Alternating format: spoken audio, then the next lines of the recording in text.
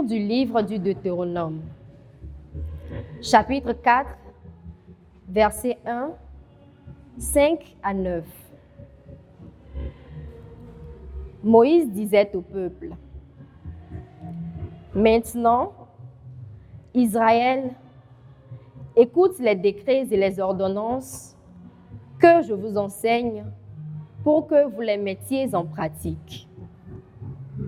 Ainsi vous vivrez, vous entrerez pour en prendre possession dans le pays que vous donne le Seigneur, le Dieu de vos pères.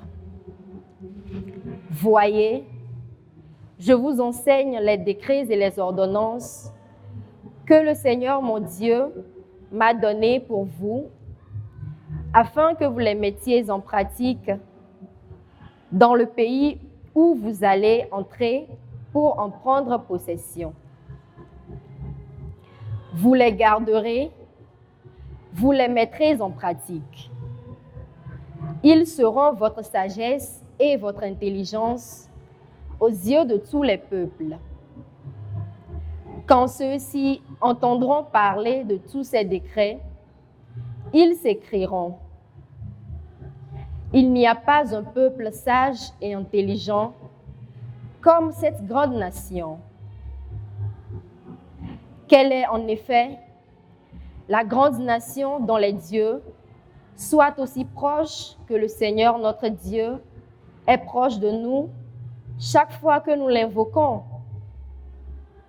Et quelle est la grande nation dont les décrets et les ordonnances soient aussi justes que toute cette loi que je vous donne aujourd'hui? Mais prends garde à toi. Garde-toi de jamais oublier ce que tes yeux ont vu. Ne le laisse pas sortir de ton cœur un seul jour. Enseigne-le à tes fils et aux fils de tes fils. Parole du Seigneur, nous rendons grâce à Dieu. Nous nourris et nous donne vie. Glorifie le Seigneur, Jérusalem. Célèbre ton Dieu, ô Sion. Glorifie le Seigneur, Jérusalem. Célèbre ton Dieu, ô Sion. Glorifie le Seigneur, Jérusalem. Célèbre ton Dieu, ô Sion. Il a consolidé les barres de tes portes. Dans tes murs, il a béni tes enfants. Glorifie le Seigneur, Jérusalem. Célèbre ton Dieu, ô Sion. Il envoie sa parole sur la terre. Rapide, son verbe la parcourt. Il étale une toison de neige, il sème une poussière de givre. Glorifie le Seigneur, Jérusalem. Célèbre ton Dieu, ô Sion. Il révèle sa parole à Jacob, ses volontés et ses lois à Israël. Pas un peuple qui l'ait ainsi traité. Nul autre n'a connu ses volontés. Glorifie le Seigneur, Jérusalem.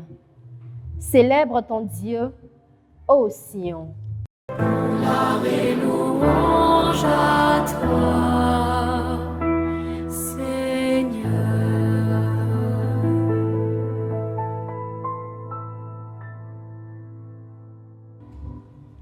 Tes paroles, Seigneur, sont esprit et elles sont vie. Tu as les paroles de la vie éternelle. Gloire et louange à toi, Seigneur.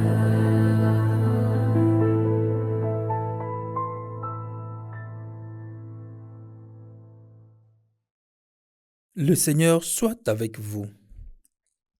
Évangile de Jésus-Christ selon saint Matthieu.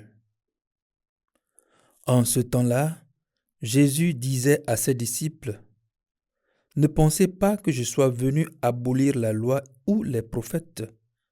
Je ne suis pas venu abolir, mais accomplir. Amen, je vous le dis. Avant que le ciel et la terre disparaissent, pas un seul iota, pas un seul trait ne disparaîtra de la loi, jusqu'à ce que tout se réalise.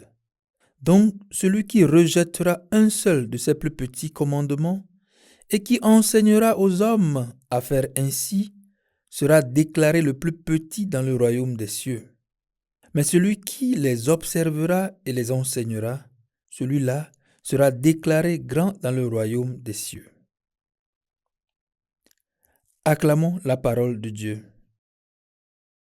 Gloire et louange à toi, Seigneur.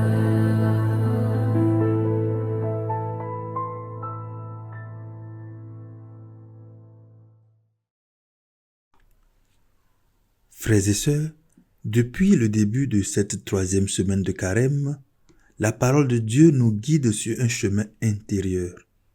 Lundi, nous avons vu que Dieu agit parfois là où nous ne l'attendons pas et qu'il faut l'humilité pour reconnaître son action. Hier, nous avons entendu que nous vivons tous de la miséricorde de Dieu et que cette miséricorde doit nous rendre capables de pardonner. Aujourd'hui, la parole nous montre comment orienter concrètement notre vie. Dans la première lecture, Moïse dit au peuple: « Gardez les commandements et mettez-les en pratique. » Et il ajoute que ces commandements seront leur sagesse et leur intelligence aux yeux des peuples. Dans l'Évangile, Jésus dit quelque chose d'essentiel. « Je ne suis pas venu abolir la loi, mais l'accomplir. » Cela signifie que la loi de Dieu n'est pas un poids ni une contrainte. Elle est un chemin de vie, un chemin qui nous conduit vers Dieu et vers les autres. Le carême nous pose alors une question simple mais profonde. Est-ce que je laisse vraiment la parole de Dieu orienter ma vie? Car écouter la parole ne suffit pas.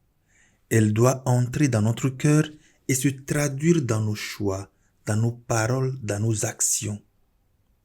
Alors, la parole de Dieu ne reste pas seulement un test. Elle devient une lumière qui guide notre vie. Seigneur.